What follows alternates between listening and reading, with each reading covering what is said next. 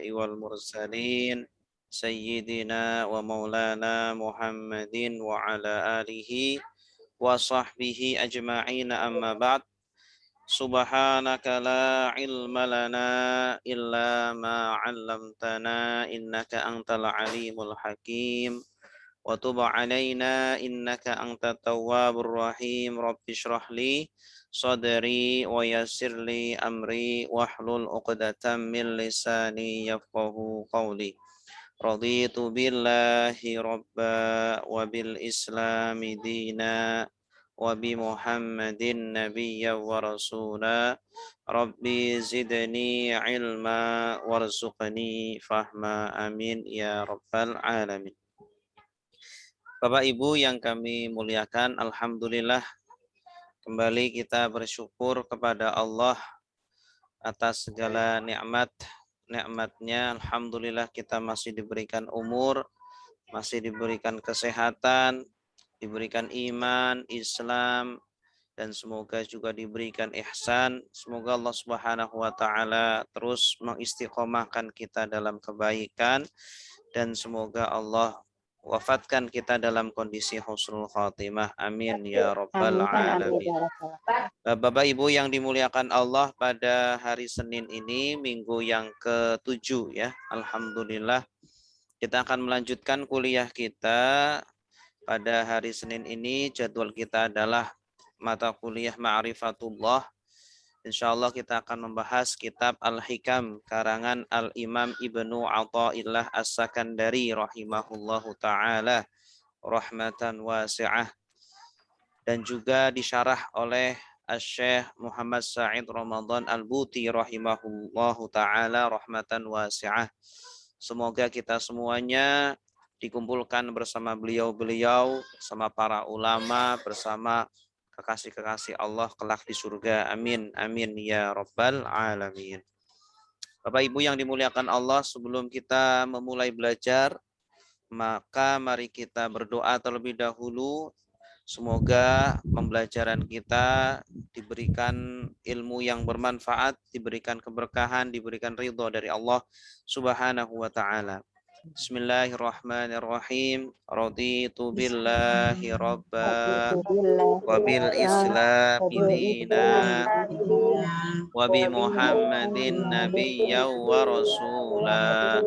Rabbi zidni ilma warzuqni fahma.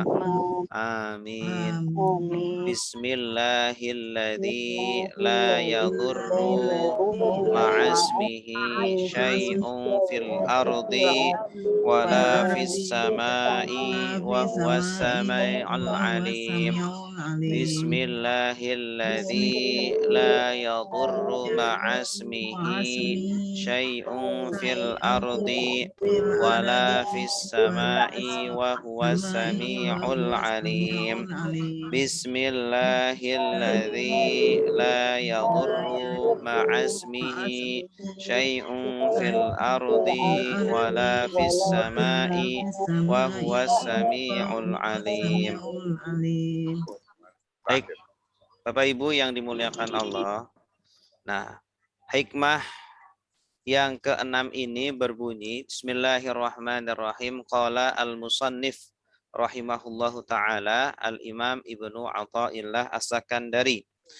La yakun ta'akhuru amadil ata ma'al ilhahi fid du'a mujiban liya'sika.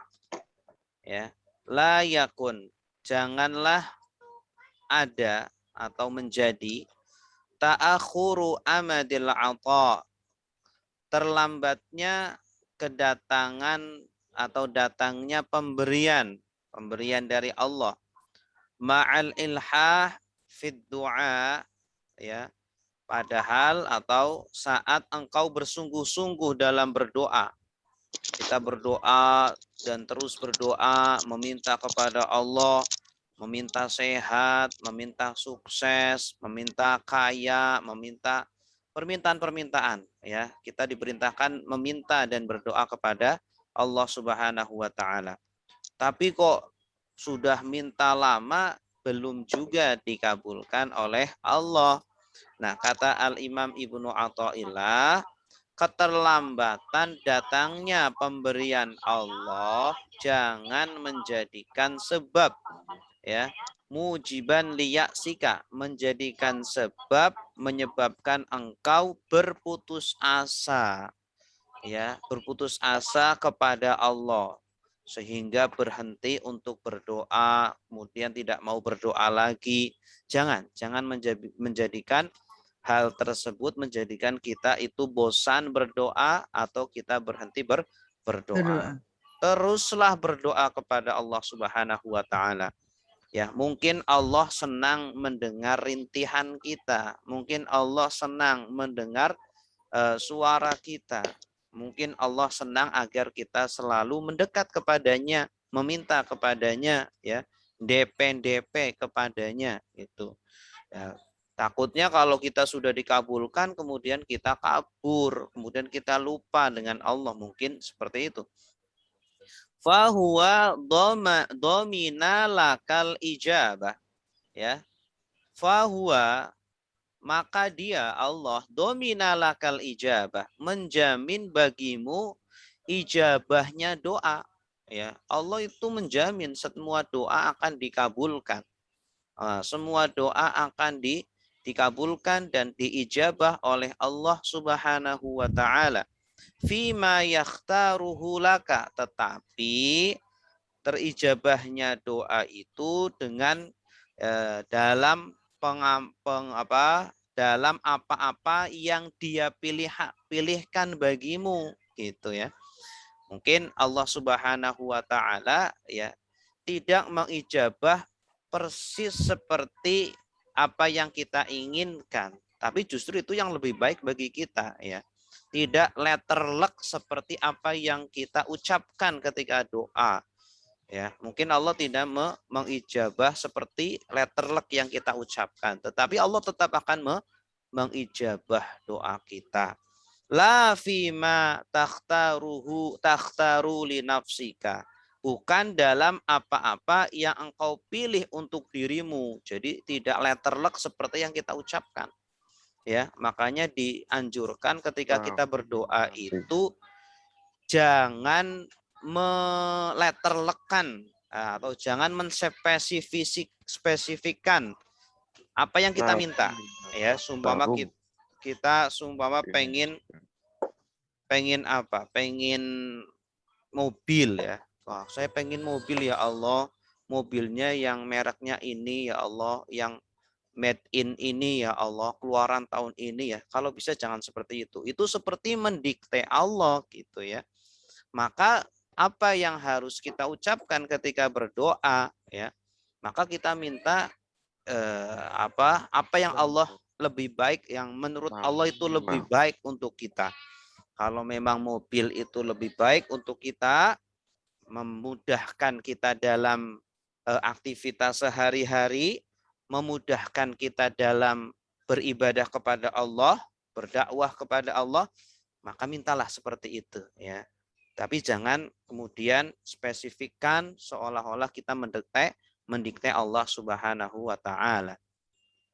Wa fil waqtil ladzi yuridu la fil waqtil ladzi turid, ya.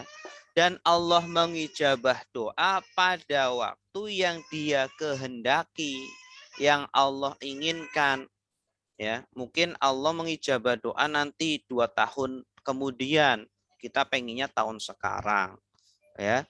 Nah, jadi Allah akan tetap mengijabah, tapi tidak sekarang. Mungkin 2 tahun berikutnya atau 3 tahun.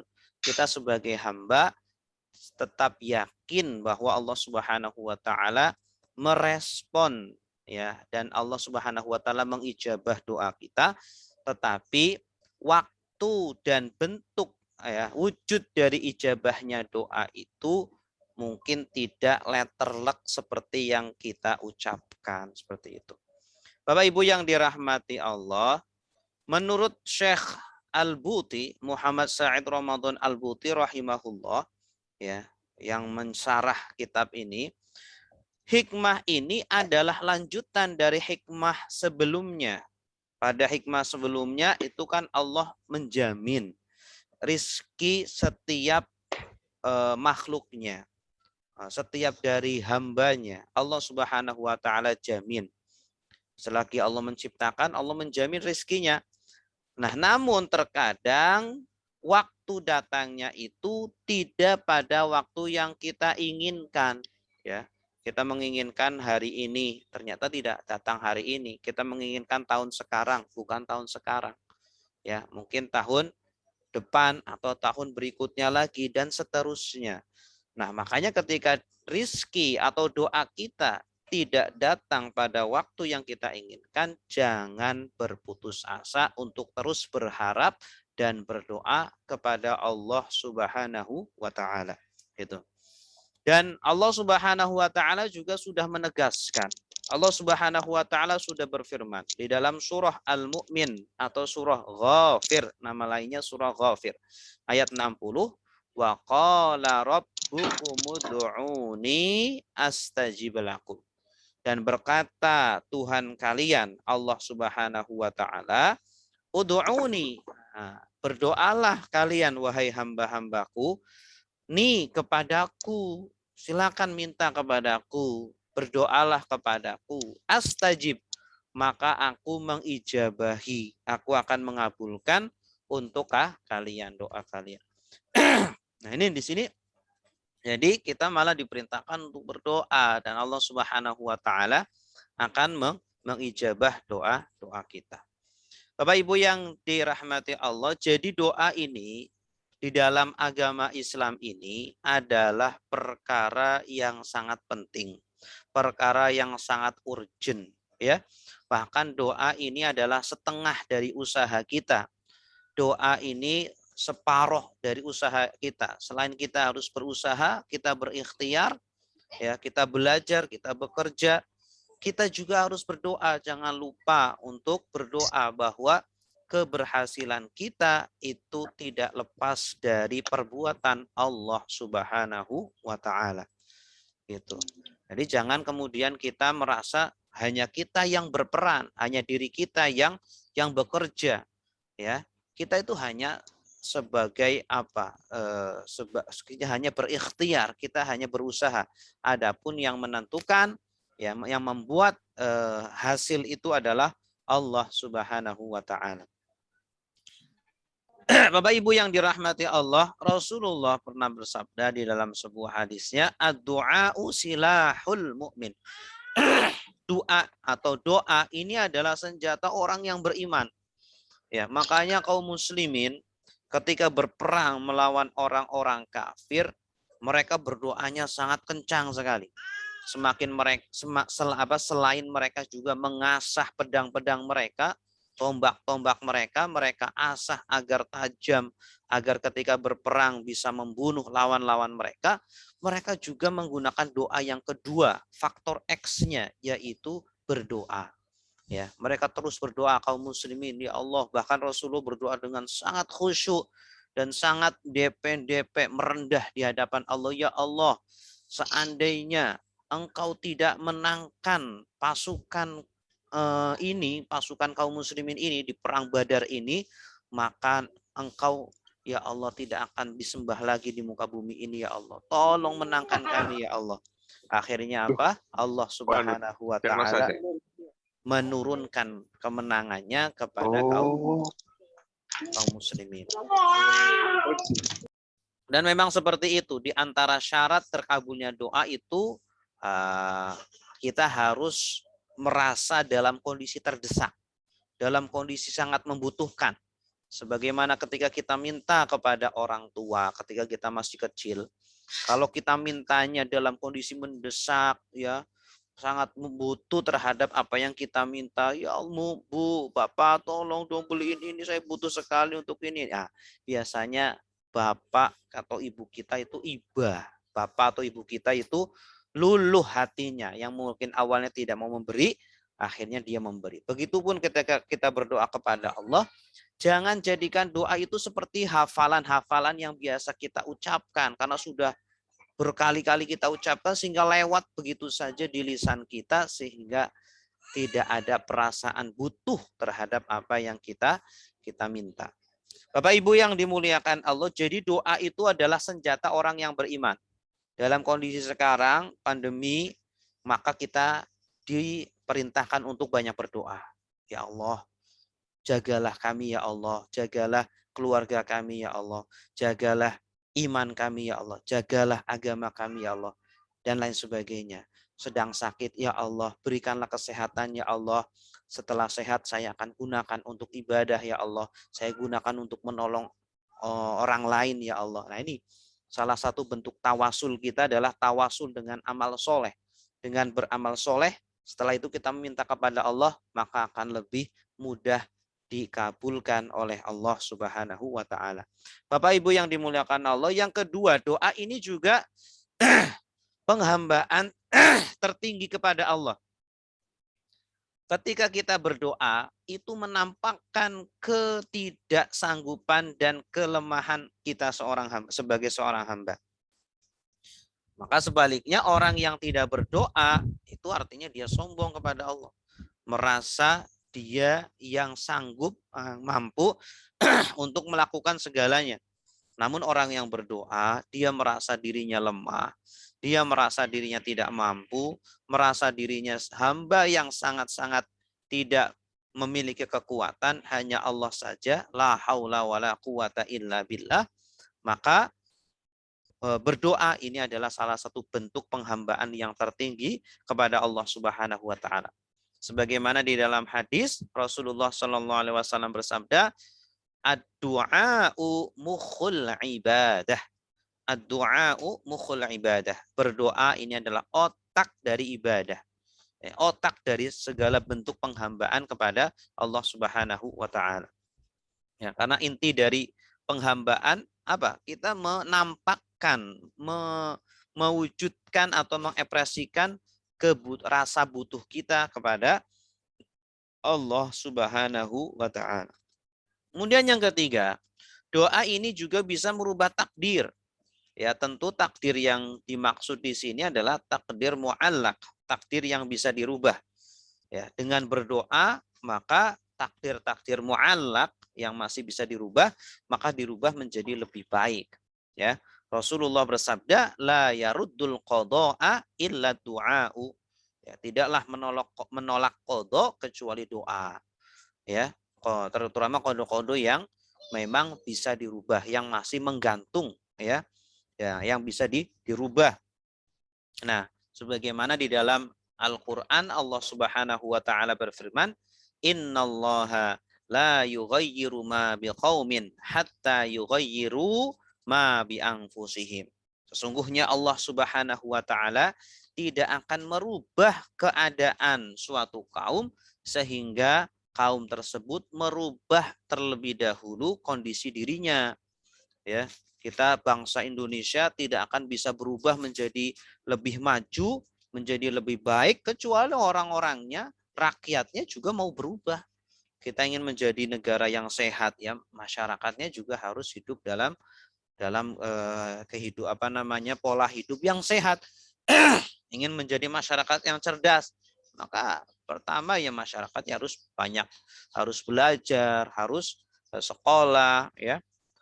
Para ulama, para guru, para pengajar harus mereka diperhatikan, ya. Kita ingin menjadi negara yang kaya juga harus berubah dahulu masyarakatnya. Baik Bapak Ibu yang dimuliakan Allah. Berikutnya, doa ini sangat dahsyat. Bahkan Rasulullah Shallallahu alaihi wasallam di dalam sebuah hadis beliau bersabda, laisa syai'un akrama 'alallahi minad du'a.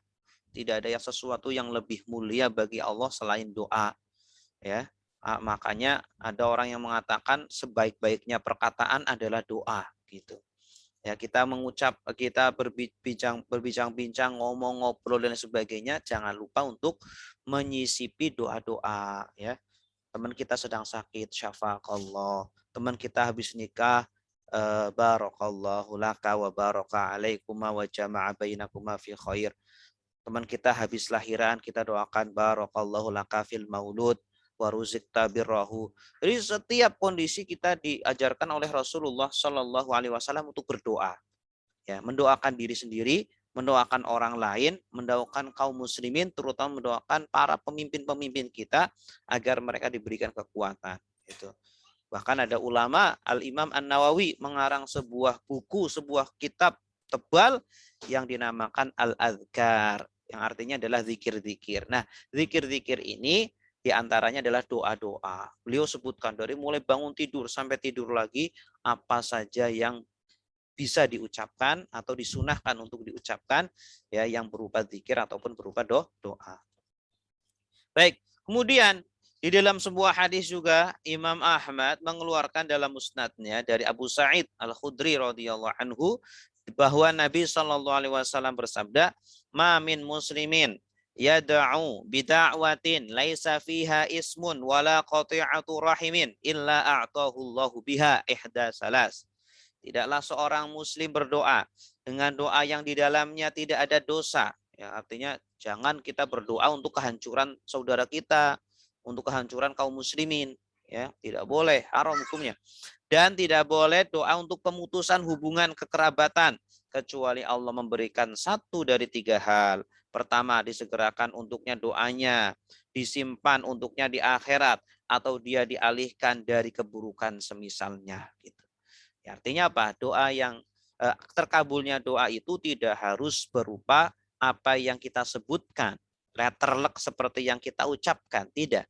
Tapi terkadang apa? Doa itu disimpan nanti untuk meringankan azab kita di akhirat, atau doa itu dialihkan untuk menghindarkan kita dari keburukan. Ya, kita minta mobil, ya Allah, mobil, nggak dikasih-kasih. Ternyata apa? Sebenarnya kita mau kecelakaan, mau ketabrak mobil. Nah, kita minta mobil-mobil daripada kita dapat mobil terus habis itu kecelakaan, mending apa? Kita nggak dapat mobil tapi kita selamat tidak tertabrak mobil. Mereka berkata, kalau begitu kami memperbanyak doa. Nabi SAW bersabda, Allah lebih banyak lagi akan membalas. Artinya apa? Semakin kita kita memperbanyak doa, maka Allah Subhanahu wa taala akan memperbanyak balasan, akan memperbanyak ganjaran kepada kita semuanya. Baik. Nah, apa sih itu doa? Dari tadi kita ngomongin doa. Sebenarnya apa hakikat dari doa? Inti dari doa itu apa? Al-Imam atau Asy-Syaikh Muhammad Sa'id Ramadan Al-Buti berkata, doa itu tidak hanya permohonan, ya. Doa itu tidak hanya permintaan, kita minta kepada Allah, tidak hanya itu. Ya, ternyata doa itu juga ibadah. Doa itu melaksanakan perintah seperti sholat dan ibadah-ibadah yang lainnya. Artinya apa? Doa itu adalah tujuan sebuah ibadah yang bukan hanya sekedar wasilah, ya, sebagai alat untuk mendapat apa yang kita inginkan. Tidak hanya itu. Tetapi doa itu adalah ibadah seperti zikir. Udah kita zikir aja terus, itu kan sudah menjadi sebuah ibadah. Ketika kita berdoa saja terus tanpa dikabulkan doa, itu pun sudah menjadi ibadah gitu. Jadi berdoa itu orang yang berdoa itu akan diberi pahala. Nah, makanya doa itu adalah ibadah yang independen. Dan doa itu adalah ibadah tujuan, bukan wasilah atau perantara untuk mencapai tujuan. Ya, makanya Rasulullah SAW bersabda, ad-du'a'u huwal ibadah. Doa itu adalah ibadah. Ya, artinya ketika kita berdoa, ya kita sedang beribadah dan intinya di situ.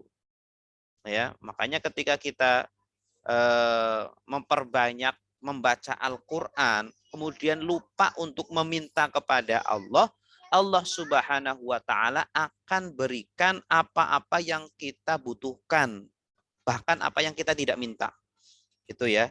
Barang siapa yang perbanyak man syaghala anni dzikri, ya, barang siapa yang tersibukkan dengan berzikir sehingga dia lupa berdoa, dia sibuk dengan baca Al-Quran, lupa berdoa minta kepada Allah, maka Allah Subhanahu wa taala akan berikan apa yang lebih baik dari apa yang dia minta. Itu. Kemudian berdoa ini butuh syarat. Untuk terkabulnya doa ini tidak hanya kita minta mengangkat tangan, ya Allah saya minta rumah, ya Allah saya minta mobil, ya Allah saya minta lulus, ya Allah saya minta pekerjaan, saya minta sehat. Tidak hanya itu saja. Tetapi untuk terkabulnya doa ada dua syarat menurut Syekh Muhammad Said Ramadan Al-Buti. Syarat yang pertama harus hati yang sadar. Artinya ketika kita berdoa, kita sadar, kita memahami apa yang kita minta. Dan dalam kondisi kita benar-benar butuh. Ya. Ketika kita meminta kepada Allah, kita tahu apa yang kita minta ini. Listnya tahu. Minta sehat, minta istiqomah, minta mudah dalam belajar, minta anak soleh soleha, minta suami atau istri yang soleh soleha, minta surga, minta dijauhkan dari azab. Itu kita paham apa yang kita ucapkan, sadar, hatinya sadar, bukan hati yang lalai. Karena ada banyak orang yang berdoa tetapi pikirannya lalai, pikirannya melayang-layang kemana-mana. Karena yang dia ucapkan itu sudah menjadi kebiasaan yang dia hafal lewat begitu saja di lisan. Ya. Nah, maka ketika berdoa coba kita benar-benar biasakan untuk sadar, benar-benar kita itu merasa butuh dan kita yakin bahwa Allah Subhanahu wa taala mendengar doa kita. Ya, seperti kita meminta kepada orang tua atau kita meminta kepada pimpinan, ya kita minta. Tentu kita dalam kondisi yang menunduk, dalam kondisi suara yang penuh dengan hati-hati, dengan kesopanan. Ya Allah, ya Allah, ya Allah, ya Allah. Terus gitu. Pertama, syarat pertama harus dalam kondisi hati yang sadar, penuh ketundukan. Kemudian yang kedua, syarat kedua adalah harus bertaubat dulu dari semua maksiat. Ya, bagaimana bisa kita minta-minta kepada Allah, kita masih bermaksiat, kita masih melakukan dosa, masih melakukan kesalahan-kesalahan. Ya, maka malu kita. Sama seperti kita minta kepada atasan kita minta apa sumpama, minta cuti atau minta dinaikkan gaji atau minta bonus, minta apa. Tapi pekerjaan kita nggak beres, ya tugas-tugas kita sebagai karyawan kepada perusahaan nggak beres, suka bikin masalah. Ya gimana bos mau memberikan apa yang kita mau? Ya tidak mungkin. Begitupun ketika kita minta kepada Allah, kita harus tahu diri. Kita harus membersihkan diri kita dulu. Banyak kesalahan-kesalahan. Makanya banyak orang soleh ketika berdoa untuk dirinya mudah terkabul doanya. Kenapa? Karena dia bersih hatinya, tidak punya dosa. Ya. Tetapi ketika dia diminta untuk mendoakan kaumnya, untuk mendoakan masyarakatnya, tidak terkabul-kabul. Kenapa? Karena masyarakatnya belum bertaubat. Masyarakatnya masih banyak yang bermain judi, masih banyak yang mabuk, masih banyak yang berzina, masih banyak yang mencuri, korupsi dan lain sebagainya, sehingga tidak Allah kabulkan. Ya, seluruh ulama di Indonesia berdoa semoga Indonesia menjadi negara yang baldatun thayyibatun warabun ghafur, bebas dari corona. Tetapi kalau masih tidak mau sholat, masih tidak bertaubat, masih bermain dosa, maka sulit bagi Allah Subhanahu wa taala untuk mengabulkan doa. Gitu. Baik Bapak Ibu yang dimuliakan Allah, apa wujudnya terkabulnya doa? Seperti yang tadi kami jelaskan, terkadang terkabulnya doa tidak harus persis seperti yang kita minta, seperti yang kita ucapkan, seperti yang kita tulis, tidak. Ya, tetapi Allah memberikan kebaikan dunia dan akhirat. Ya, seperti tadi kita minta mobil, tapi sebenarnya kita akan tertabrak mobil. Akhirnya apa? Allah tidak memberikan kita mobil, tetapi Allah memberikan selamat bagi kita, tidak tertabrak mobil, gitu ya. Kita minta apa? Minta rumah, minta pasangan, dapat jodoh, pengen punya anak, punya apalah. Kita minta-minta tapi belum dikabulkan oleh Allah Subhanahu wa taala. Ternyata Allah apa? Allah berikan kebaikan di akhirat nanti. Allah jaga kita dari azab kubur, Allah jaga kita dari panasnya padang mahsyar. Allah lancarkan kita ketika melewati jembatan Sirat. Ya, Allah mudahkan kita dihisab dan lain sebagainya. Allah Subhanahu wa taala berfirman dalam surah Al-Baqarah ayat 216 yang artinya boleh jadi kamu tidak menyenangi sesuatu, ya. Asa ang takrahu syai'an wa huwa khairul lakum. Mungkin kalian tidak cinta sesuatu, tidak suka sesuatu, ya. Tapi justru itu lebih baik bagimu. Ya, wa asa ang tuhibbu syai'an wa huwa syarrul lakum. Dan barangkali kamu mencintai sesuatu tapi itu tidak lebih baik bagimu. Tidak baik. Allah yang tahu, Allah mengetahui. Wallahu ya'lamu wa antum la ta'lam. Allah lah yang tahu kebaikan bagi kita. Maslahat bagi kita itu yang seperti apa. Makanya jangan pernah kita suudzon kepada Allah. Ya, selalulah kita berhusnudzon kepada Allah dalam setiap kondisi kita, baik dalam kondisi baik ataupun dalam kondisi buruk. Dan doa yang kita panjatkan itu tidak selalu pada waktu yang kita inginkan. Ya, Nabi Musa alaihissalam ketika berdakwah ke Firaun dan kroni-kroninya itu berdoa dan terus berdoa, baru 40 tahun dikabulkan doanya. Ya, 40 tahun setelah itu baru dikabulkan doanya. Firaun ditenggelamkan, bala tentaranya ditenggelamkan, semuanya hanyut di lautan. Nah, di dalam surah Yunus ayat 88 sampai 89 Allah berfirman yang artinya Musa berkata, "Ya Tuhan kami, sesungguhnya Engkau telah memberi kepada Firaun dan pemuka-pemuka kaumnya perhiasan dan harta kekayaan dalam kehidupan dunia. Ya Tuhan kami, akibatnya mereka menyesatkan manusia dari jalan Engkau. Ya Tuhan kami, binasakanlah harta benda mereka. Ya, dan kunci matilah hati mereka. Maka mereka tidak beriman sehingga mereka melihat siksaan yang pedih." Allah berfirman, sesungguhnya telah diperkenankan permohonan kamu berdua. Nah ini doa dari Nabi Musa dan Nabi Harun. Ya, mereka berdoa ya, pada ayat 88, pada ayat 89 baru dikabulkan setelah 40 tahun. Ya, Nabi Musa berdakwah kepada Firaun dan kroni-kroninya. Itu artinya apa? Ketika kita minta pada Allah baru dikabulkan 10 tahun berikutnya atau 20 tahun berikutnya, tidak apa-apa gitu ya. Yang penting kita tidak meninggalkan doa. Nabi Zakaria meminta kepada Allah untuk diberikan anak. Ya, 10 tahun ditunggu tidak keluar anak. 20 tahun ditunggu tidak, sampai 70 tahun sampai beliau tua baru diberikan anak. Ya, baru diberikan anak. Setelah diberikan anak, ya, ketika beliau sudah sangat tua sekali.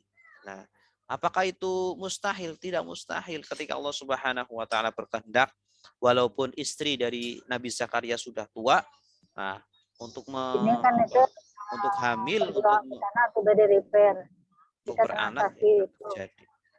Ini dia lakukan. Ya. Baik, Bapak Ibu yang dimuliakan Allah, jika bisa cepat kenapa lama?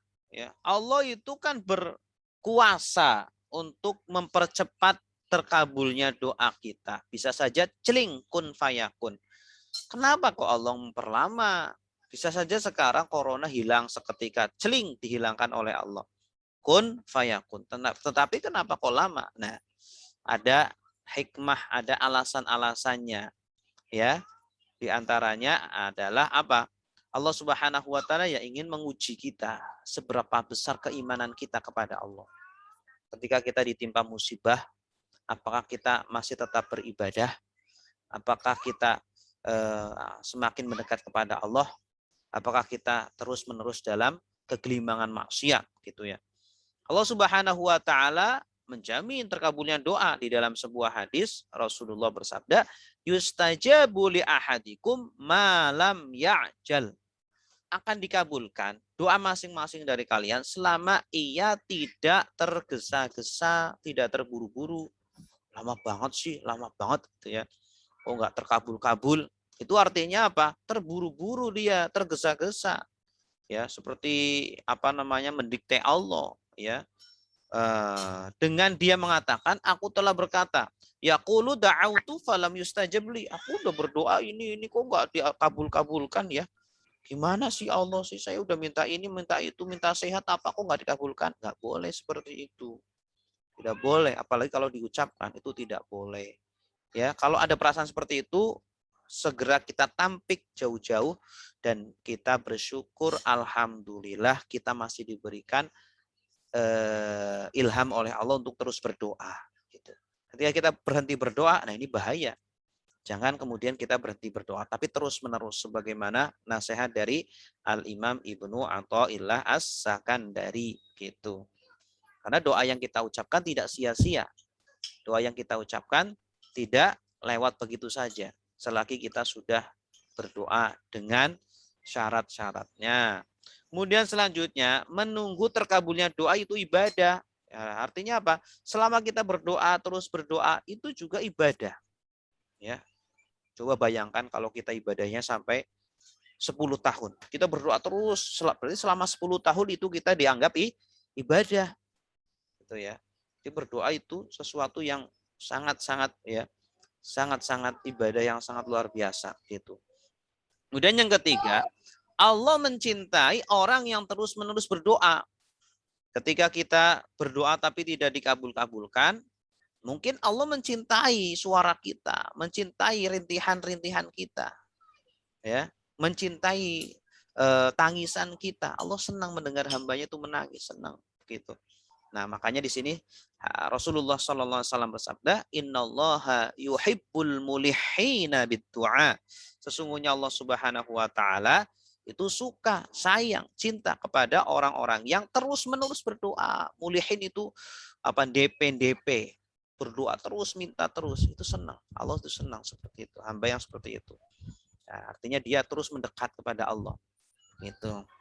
Baik, Bapak Ibu yang dimuliakan Allah, jadi intinya hikmah yang ke-6 ini mengajarkan kepada kita semuanya agar yakin terhadap terkabulnya doa ya dari Allah Subhanahu wa taala, dan kita tidak boleh berputus asa terhadap doa-doa yang kita panjatkan, dan kita yakin bahwa doa-doa yang kita panjatkan itu ya itu tidak sia-sia. Allah akan mengabulkannya mungkin dengan cara yang berbeda, dengan bentuk yang berbeda, dan pada waktu yang tidak sama seperti yang kita inginkan. Dan juga berdoa itu ya apa tadi? Doa itu tidak hanya sekedar permintaan, tetapi doa itu adalah ibadah. Ya, kita berdoa, kita bersyukur kepada Allah masih diberikan kesempatan oleh Allah untuk terus berdoa. Karena betapa banyak orang-orang yang tidak percaya dengan doa. Artinya apa? Dia hanya menyandarkan kemampuan kepada dirinya sendiri. Itu adalah orang-orang yang sombong seperti itu. Baik Bapak Ibu yang dimuliakan Allah, demikian yang bisa kami sampaikan.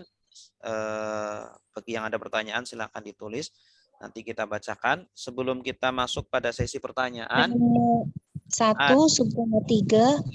Ada pertanyaan-pertanyaan yang ingin kita jawab. Ayo, mari kita jawab bersama-sama. Pertanyaan yang pertama adalah sebutkan 3 pentingnya berdoa. Ya, silakan yang menjawab adalah siapa ini? Tema 1. Tema 1. Tema 1. Pertanyaan 1. Soal nomor 1. Ya, silakan Pak Ali Rosyidi. Silakan Pak Ali Rosyidi. Ada?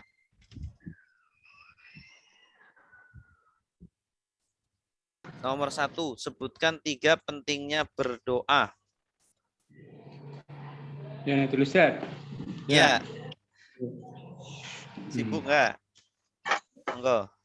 Ya. Bismillahirrahmanirrahim. Assalamualaikum warahmatullahi wabarakatuh. Waalaikumsalam warahmatullahi wabarakatuh. Pentingnya berdoa adalah diantaranya yang pertama, tadi saya belum itu Ustaz, belum apa? Mau nyontek apa? Doa adalah senjata orang yang beriman. Agar kita itu dengan undi sebuah desa. Ya. Oh itu ya berarti ya. Ya. Yang pertama doa adalah Doa adalah doa usidnil mukminin. Doa adalah senjata orang-orang yang silahul mukmin. Kemudian doa adalah dari segala hambaan tertinggi kepada Allah Subhanahu wa taala dan doa bisa menambah zikir. Merubah Maaf, takdir. Kegiatan jadi saya sambil ngintip Ustaz. Oke. Nomor 2, silakan. Apa definisi berdoa dan sebutkan syarat berdoa. Silakan Ibu. Saya Ustaz. Ibu Sri, ya. Udah sehat, Bu Sri? Ya, definisi berdoa adalah permohonan, tapi juga merupakan suatu ibadah. Dan syaratnya berdoa adalah dengan kesadaran dan penuh ketundukan, kemudian juga bertobat dari maksiat. Iya, bagus. Mumtazah. Nomor 3, bagaimana wujud terkabulnya doa?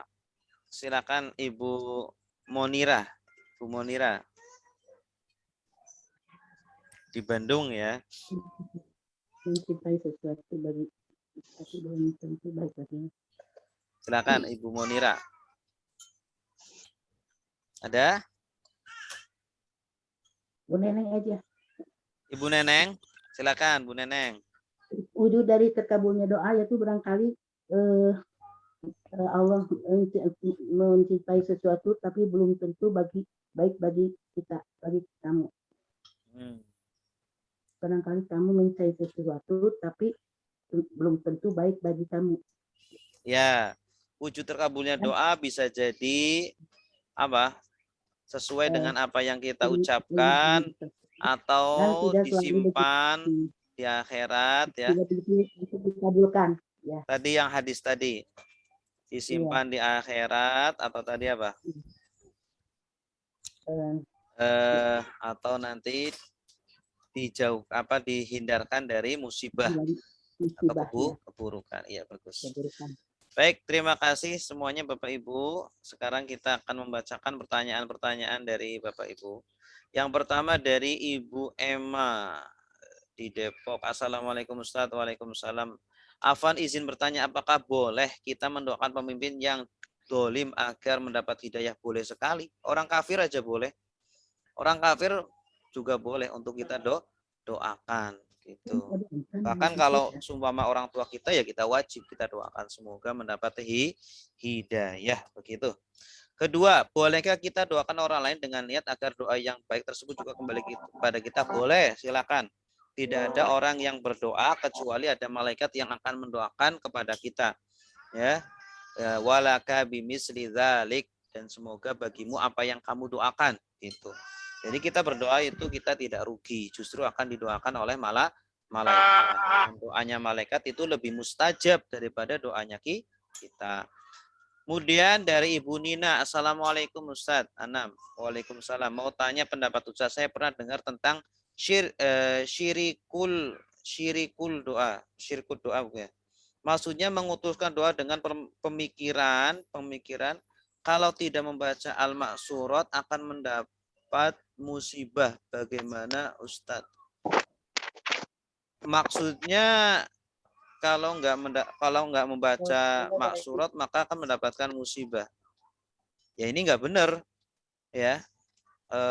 Doa itu memang bisa menolak keburukan. Doa bisa menolak keburukan, tetapi tidak menjadi kaidah kalau kita tidak berdoa atau tidak membaca maksurat pasti akan mendapatkan musibah. Tidak seperti itu ya. Yang namanya musibah ya itu adalah takdir dari Allah Subhanahu wa taala. Kita berdoa ataupun enggak berdoa, kalau Allah sudah memastikan kita akan mendapatkan musibah ya pasti akan terkena musibah ya. Tetapi kita tidak rugi walaupun kita berdoa kemudian mendapatkan musibah, kita tidak rugi karena kita hanya diperintahkan untuk beribadah dan berusaha begitu. Wallahu a'lam. Kemudian selanjutnya dari Ibu Selvi. Ibu Selvi, Ustadz izin bertanya. Tadi Ustadz mengatakan bahwa kalau berdoa jangan terlalu detail karena seperti kita mengatur Allah. Tapi saya pernah dengar justru kalau berdoa itu harus spesifik sebagaimana dicontohkan Rasulullah SAW yang berdoa agar salah satu di antara dua Umar ini bisa masuk Islam, atau Rasul berdoa agar diberi kemenangan dalam perang Badar. Itu spesifikan ya. Jadi yang baik yang mana? Iya, maksudnya spesifik di sini itu doa yang ini Bu, doa yang permasalahan yang belum jelas kebaikannya, ya, belum jelas kebaikannya. Kita mendapat mobil itu kan orang terkadang dapat mobil justru malah dia lalai kepada Allah, justru malah kepada Allah. Ketika dia nggak mendapat mobil, dia kemudian nanti terus berdoa kepada Allah. Tapi kalau masalah perang Badar itu kan sudah pasti bagus. Sudah pasti bagus. Artinya apa? Kalau kaum muslimin kalah di perang Badar, ya sudah, Islam itu akan menjadi bahan tertawaan seluruh jazirah Arab, ya. Dan orang-orang Islam ketika itu sudah bisa jadi hancur, sudah selesai, nggak ada Islam disebut lagi di muka bumi ini, gitu. Ini kalau masalah spesifik yang baik seperti ini boleh, Bu. Karena apa? Tidak ada pilihan lain kecuali kebaikan. Tapi kalau perkara yang kita belum tahu, maka jangan kemudian kita menspesifikkan, kemudian kita seolah-olah mengatur Allah. Ya Allah, saya pengen nikah dengan Juminten. Kalau enggak dengan Juminten enggak baik ya Allah. Itu kan berarti kan ngatur-ngatur Allah. Itu ya. Mohon maaf yang kalau ada yang namanya Juminten atau ibunya. Dengan fulanah gitulah ya. Kita nggak tahu menikah dengan dia itu baik atau tidak, kita nggak tahu. Maka lebih baik serahkan kepada Allah Subhanahu wa taala. Gitu. Wallahu a'lam. Seperti itu Ibu Selvi ya. Semoga terjawab pertanyaannya. Gitu. Berikutnya dari Ibu Nina, Afan pertanyaan satu lagi, apakah akan sampai kepada orang yang sudah meninggal tapi apa ini DWR? Afan Ustaz, apakah doa kepada orang meninggal sampai Ibu? Sampai, makanya kita ketika sholat jenazah itu kan kita berdoa, Allahumma firlahu warhamhu wa'afihi wa'fu anhu. Ya, Allahumma ij'al qabrahu raudhatan min riyadil jannah wa la taj'al qabrahu hufratan min hufarin niran. Itu sampai insyaallah. Sampai. Afwan Ustadz. Ya. Afwan Ustadz, maksud saya apakah doa untuk orang tua itu hanya sampai kalau dari anak kandung? Maksudnya kalau apa dari orang lain juga? Orang yang lain bukan juga. Sejarah. Semua kaum muslimin sampai insyaallah. Makanya jadi kalau kita mengadakan seperti tahlilan atau apa itu kan mengundang banyak orang ya gitu, kita mengirim doa kepada sampai ya. Sampai iya. Ya. Kan Rasulullah mengajarkan kita sholat jenazah. Yang sholat jenazah kan nggak cuma anak-anaknya saja. Yang sholat jenazah itu kan seluruh siapa yang hadir, baik keluarga atau bukan. Kita mendoakan dia kan sampai gitu ya. Yang menjadi itu sepakat ulama sampai. Yang menjadi perselisihan itu mengirimkan pahala. Sampai enggak sih? Itu para ulama berbeda pendapat. Kita baca Yasin. Ya Allah, pahalanya bacaan Yasin ini saya kirimkan kepada orang tua saya. Sampai atau enggak? Ini jumhur ulama mengatakan sampai. Imam Ibnu Taimiyah mengatakan sampai. Kecuali ada sebagian ulama yang mengatakan tidak sampai begitu. Ya, tapi jumhur ulama mengatakan sampai. Artinya kita baca Yasin, kita baca Kulhu, kita baca Fatihah, pahalanya ya Allah saya hadiahkan kepada almarhum atau almarhumah karena mereka sangat membutuhkan itu semuanya, pahala-pahala itu. Nah, maka sampai. Nah, apakah pahala untuk kita berkurang? Sama sekali tidak berkurang. Jadi pahalanya seperti di Kopas, seperti copy paste, ya. Makanya kita kalau baca Quran, maka afdolnya setelah kita baca, kita niatkan ya Allah, saya hadiahkan bacaan Quran ini, kalau ada pahalanya ya Allah, saya kirimkan untuk orang tua saya, untuk keluarga saya, untuk guru-guru saya, begitu. Kita dapat pahala, orang tua kita juga dapat pahala. Insya Allah. Berikutnya, Afan Ustadz, apakah doa dari orang lain yang bukan anak anu? Ya, sampai tadi sudah ya Bu.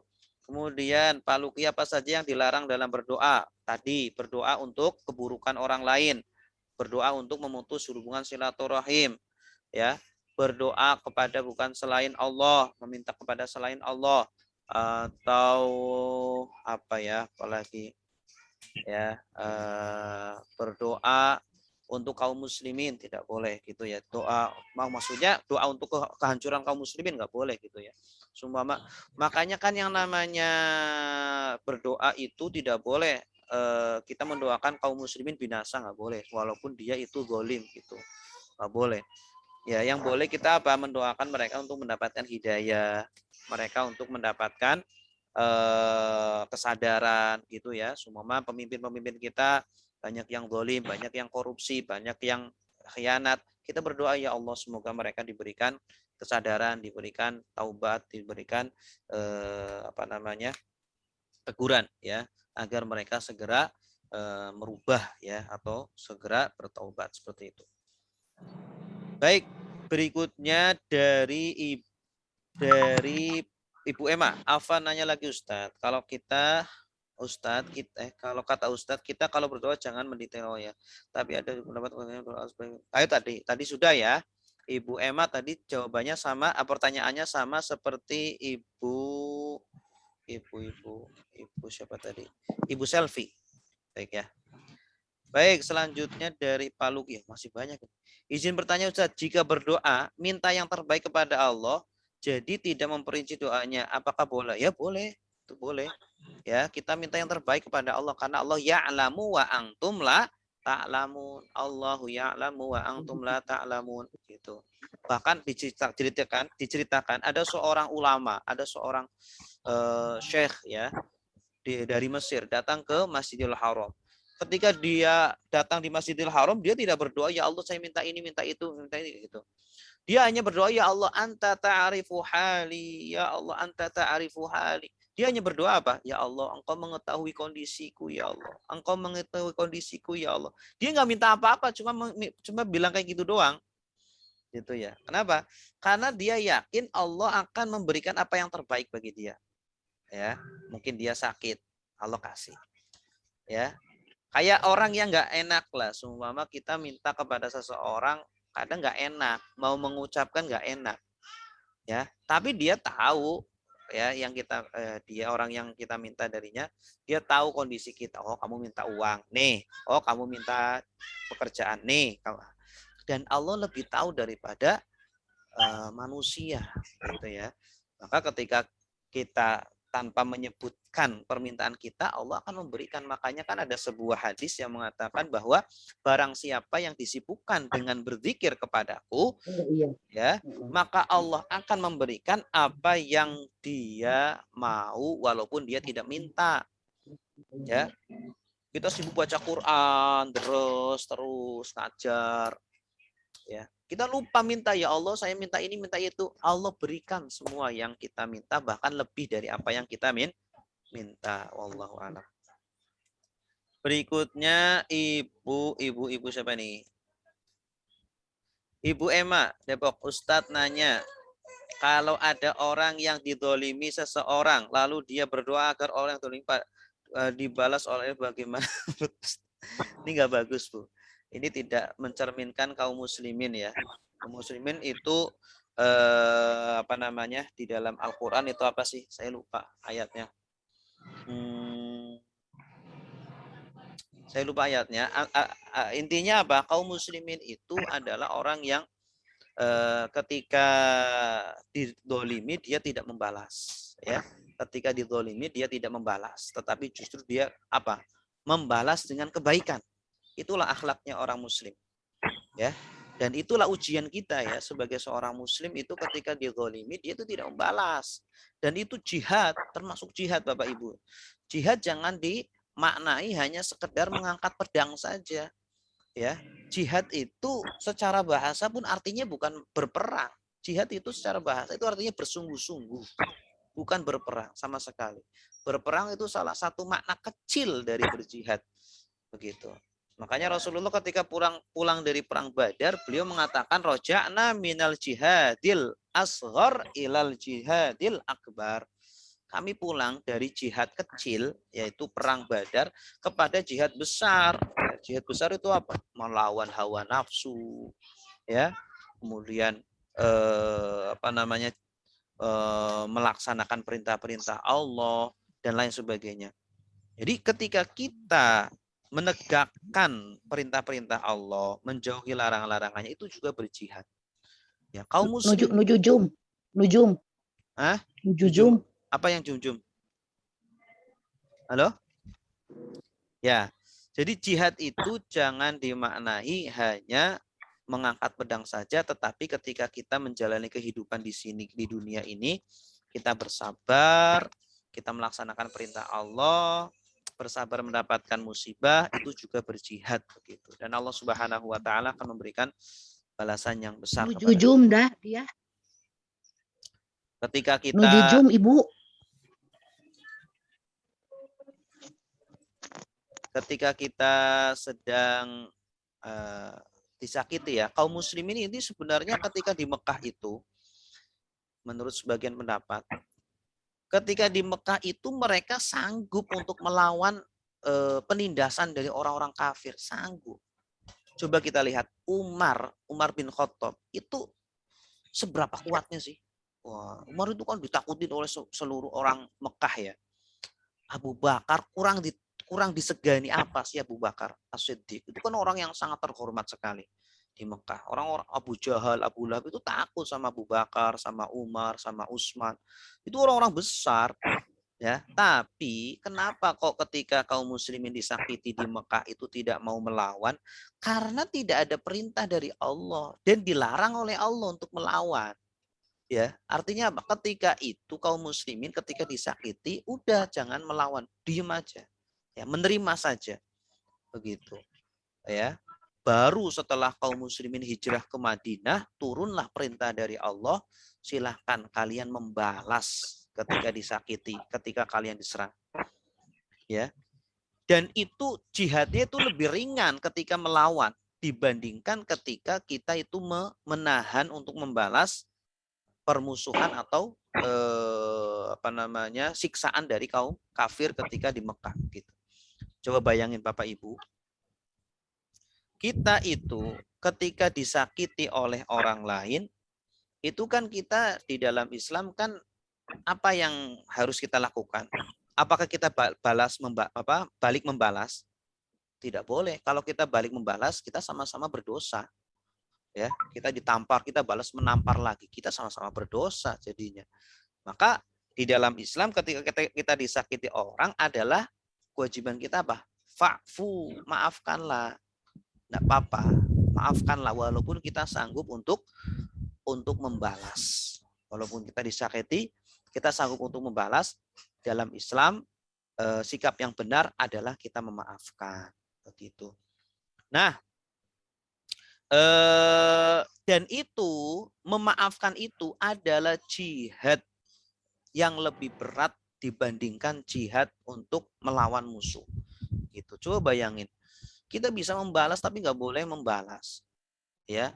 Nah, tapi kalau yang jihad yang berperang kita disakiti, kita boleh membalas. Maka berat mana kira-kira? Ya pasti berat ketika kita tidak boleh melawan. Gitu. Wallahu a'lam. Gitu ya, Ibu, siapa tadi? Ibu Emma ya. Jadi kalau ada orang yang menzalimi kita, lebih baik kita doakan yang baik-baik dan tidak perlu kita membalas. Kemudian selanjutnya Bu Nina, Afwan Ustaz, bagaimana dengan kegiatan berdoa, sholat dan berzikir di pemakaman atau kuburan seperti kuburan para wali, begitu ya. Ini Rasulullah pernah menyontohkan ibu-ibu. Setiap hari Sabtu kalau tidak salah itu Rasulullah rutin untuk pergi ke makam Baqi', ya kalau tidak salah makam Baqi'. Ngapain kan? Suatu ketika pernah istri Rasulullah mencari-cari, kalau nggak salah Aisyah ya, Rasulullah kemana sih kok nggak ada, dicari-cari. Ternyata beliau sedang duduk di makam Baqi', sedang berzikir, sedang mendoakan orang yang sedang ahlul kubur di situ berdoa gitu. Nah, makanya kemudian yang seperti itu dicontoh oleh ulama-ulama kita. Ya, ulama-ulama kita. Kemudian ulama kita mewariskan kepada ulama-ulama berikutnya sampai zaman sekarang seperti itu. Pernah suatu ketika Imam Ahmad bin Hambal itu sedang lewat di samping kuburan. Nah, di kuburan itu ada seorang ulama sedang baca Quran gitu ya. Baca Quran. Ngapain di kuburan kok baca Quran? Nah, Imam Ahmad kan marah kan. Beliau kan penegak sunnah gitu ya. Dia datengin itu orang itu yang sedang baca Quran di kuburan. Kemudian Imam Ahmad mengatakan, bid'ah kamu melakukan itu. Rasulullah nggak mengajarkan. Tapi ulama itu orang itu yang disebut bid'ah, dia dengan santai mengatakan, wahai Imam Ahmad, bagaimana pendapatmu tentang Fulan bin Fulan? Ya, seorang periwayat hadis namanya Fulan bin Fulan. Saya lupa namanya, tapi disebutkan namanya. Oh, dia itu periwayat hadis yang jujur, yang dipercaya, yang adil gitu. Oh, kalau begitu coba Imam Ahmad, saya mendapatkan hadis dari beliau yang berbunyi ini ya, yang menjelaskan bahwa membaca Al-Qur'an di kuburan itu bagus, diriwayatkan oleh ulama-ulama salaf begitu. Setelah itu Imam Ahmad ya tidak kemudian dia itu wah hadisnya dhaif, wah hadisnya palsu, wah periwayatnya tidak adil dan lain-lain. Imam Ahmad dengan sangat jujur dan sangat objektif mengatakan, oh berarti pendapat saya selama ini salah dan saya merujuk pendapat saya yang membid'ahkan orang-orang yang membaca Al-Quran di kuburan. Seperti itu. Itu ada di dalam kitab Ar-Ruh karangan Ibnu Qayyim Al-Jauziyah. Bapak Ibu kalau membaca silakan kitab Ar-Ruh Ibnu Qayyim Al-Jauziyah gitu. Di halaman-halaman awal. Gitu. Jadi boleh silakan seperti itu asalkan di kuburan kita harus menjaga adabnya. Jangan menduduki kuburan, jangan melangkahi kuburan ya, kita harus menjaga adabnya gitu. Kemudian Ibu Emma izin bertanya lagi Ustadz, memang berdoa di kubur itu dilakukan Rasulullah, tapi yang dilakukan orang sekarang mendapat berkahnya para wali, apakah benar? Ya, kita gitu kan, ketika kita mendoakan orang lain kan akan didoakan oleh malaikat.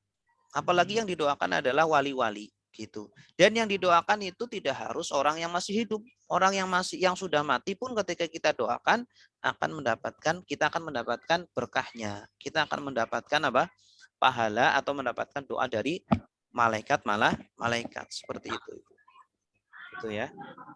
Nah, kita analogikan sajalah ketika kita kepada orang-orang ahli dunia, kita dekat, kita mendoakan, kita berbuat baik kepada orang-orang ahli dunia, orang kaya, orang yang berpangkat, para anggota-anggota DPR atau menteri, kita dekat kepada mereka, sering bersilaturahmi, sering ngobrol, sering memuji mereka.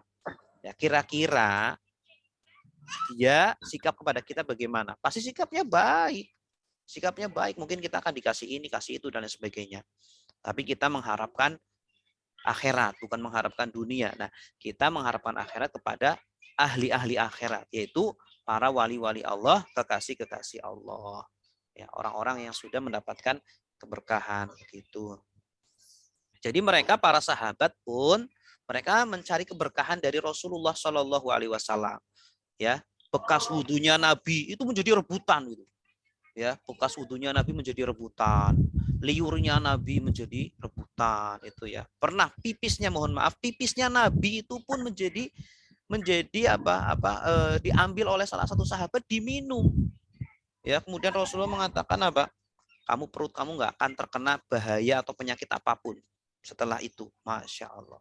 Nah, atas dasar itulah kemudian dikiaskan dengan ulama-ulama, dengan orang-orang soleh.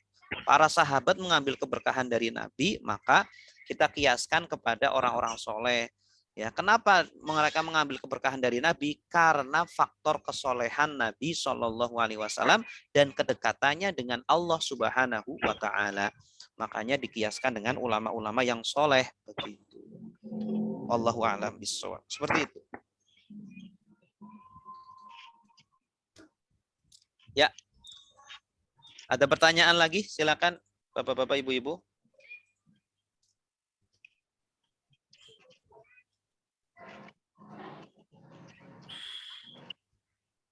Ya, jazakallahu khairan.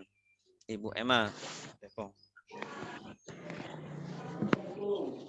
Silakan yang mau bertanya.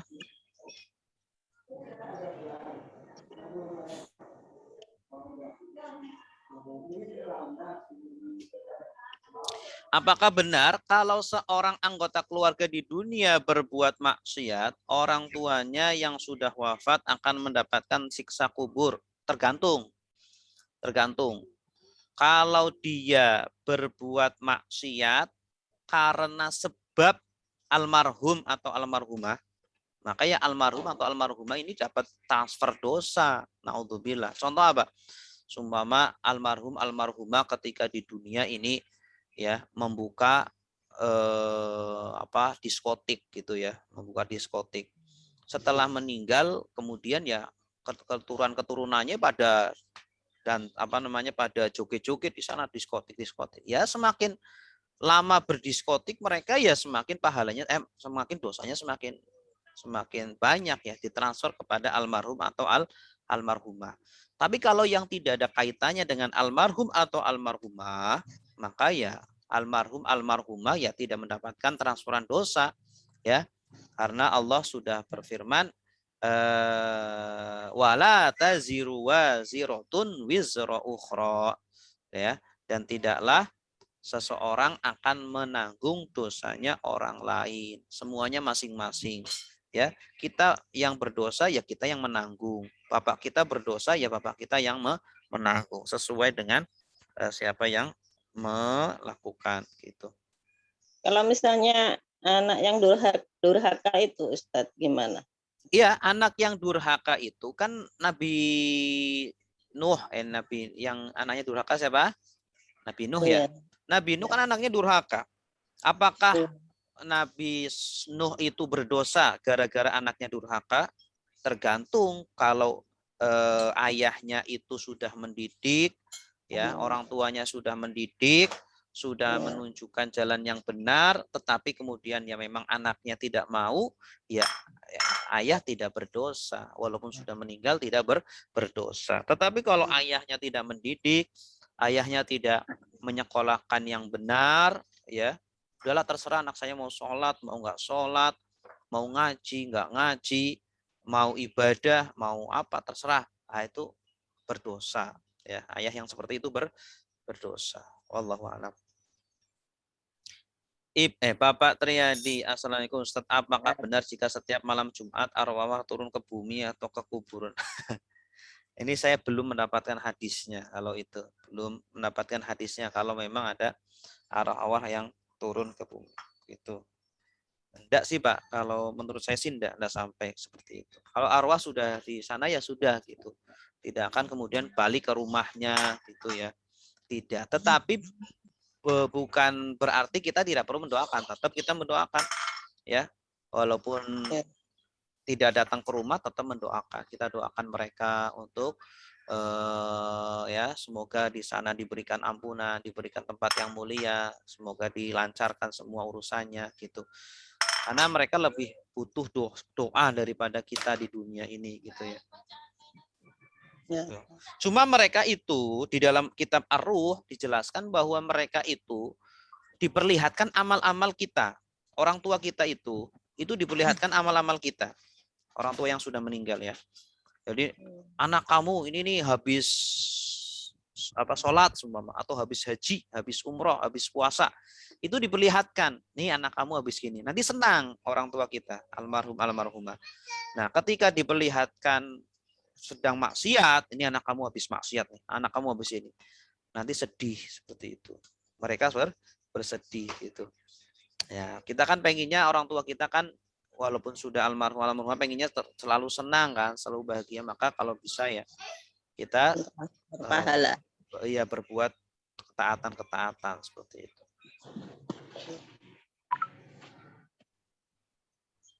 Ya, sama-sama Pak Triadi. Ada lagi silakan. Jangan. Kata-kata dari non muslim inspirasi kebaikan itu bagaimana tuh? Tapi gimana, mungkin dia ada inspirasi kebaikan dari orang non muslim, misalkan dari dia ngambilnya dari Injil atau gimana? Kita bagaimana sikap kita? Gimana, saya belum paham pertanyaannya. Ada inspirasi kebaikan gitu ya, suka ada kata-kata kebaikan. Inspirasi kebaikan. Kebaikan dari orang non muslim, mungkin dia dari ngambil dari Injil atau gimana, tapi tidak seperti kita kan ya. Kalau kita hikmahnya ini gitu dari hadis. Tapi kata itu Nabi kan al-hikmatu dolatul mu'min. Hikmah itu adalah barang yang hilang milik orang mukmin. Aina wajadaha fahuwa aula biha. Dimanapun dia menemukannya, maka dia berhak untuk memakainya. Ya, jadi kata-kata baik, mutiara baik itu dolatul mukmin kata Nabi. Ya, barang yang hilang milik orang mukmin. Di mana dia mendapatkan, udah diambil aja, enggak apa-apa. Ya, yang penting jangan mengklaim, wah ini perkataannya ulama ini, enggak. Kalau memang dari orang kafir, sebutkan ini dari orang kafir, enggak apa-apa. Ya, yang penting kita bisa mengambil inspirasinya, mengambil motivasinya, gitu. Boleh, silakan ya. Jadi tidak semua produk kafir itu buruk ya. Kita laptop ini kan gitu. Juga produk orang kafir. Laptop, HP, mobil, motor. Kita kalau mengharamkan semua produk orang kafir ya kita hidup kayak baduy gitu ya. Ya jadi kita jangan tertutup terhadap produk-produk orang kafir selagi tidak berkaitan dengan agama. Silakan. Ya. Akidah ya. Iya, apalagi kalau memudahkan dalam beribadah. Ini kan laptop bisa memudahkan kita untuk belajar, ya. Mobil memudahkan kita untuk beribadah, pesawat untuk haji, ya. Ya kan negara Islam mana coba yang memproduksi pesawat? Yang ada kan dari kafir kan, dari non Muslim. Ya, ada lagi silakan.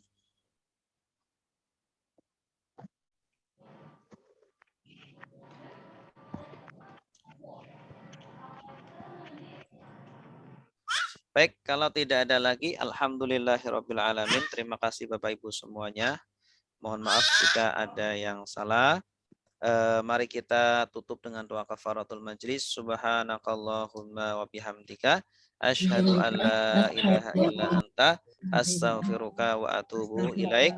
Wassalamualaikum warahmatullahi wabarakatuh. Waalaikumsalam.